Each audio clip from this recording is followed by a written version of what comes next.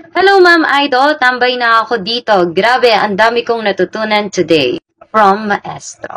Hi, teachers! Hi, future LPDs! Hi, Let's September takers! Dahil dyan, dagdagan pa natin yan. Okay, Gen Ed tayo. Please be reminded na ito po ay for BE Ed and BS Ed. Yung may mga major po, pinag-aaralan din po ito. Let's start with English. Number 1. Fill in the lawyer's argument is impertinent to the case being discussed because it is A. Invalid, B. Unclear, C. Illogical, D. Irrelevant. O teachers, kung alam mo na ang sagot, isigaw mo na. Pero kung hindi pa, pag-aralan natin yan. Taas ang kamay nang nakakuha na ng notes ko, yung may mga copy na.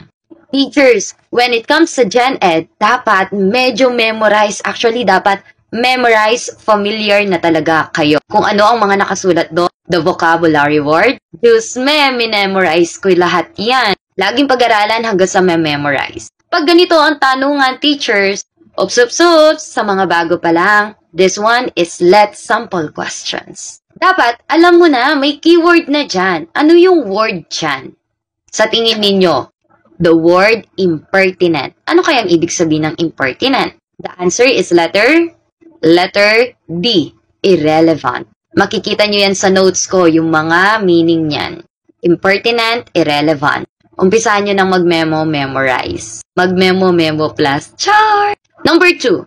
The president delivered his speech with candor. Tignan mo, what is the keyword there? Ano yung vocabulary word dyan sa tingin nyo? A. Jokes, B. Energy, C. Beliefs, D. Frankness. What is your answer? Isigaw mo na. Tapos pagkasigaw mo dyan, no? Huy, anong ginagawa mo dyan na? Char! Okay, the answer is letter D. Frankness. Candor, frankness. Huwag lang kayo magpo-focus sa isang word, sa isang meaning. Dapat talaga maging rich tayo pagdating sa vocabulary words. Yes, kasama ang vocabulary words sa let. May mga ganyan na lumalabas. Number 3. The celebrated play of William Shakespeare two ill-starred lovers from warring families. A. Hamlet and Ophelia. B. Jack and Jill. C. Romeo and Juliet. D. Anna and the King. O, dito dapat alam mo yung mga writers, yung mga authors, yung mga sinusulat nila. Nasa notes ko din yan. What is your answer? Letter C. Romeo and Juliet kay William Shakespeare yan. Yung dalawang lovers. These are let's sample questions. Mas gusto ko kasi talaga kapag nag-Gen Ed tayo, that talaga may idea na kayo. Mas maganda kasi pag nakakasabay. Anong scores mo? 1 to 3? Comment your score. Ingat!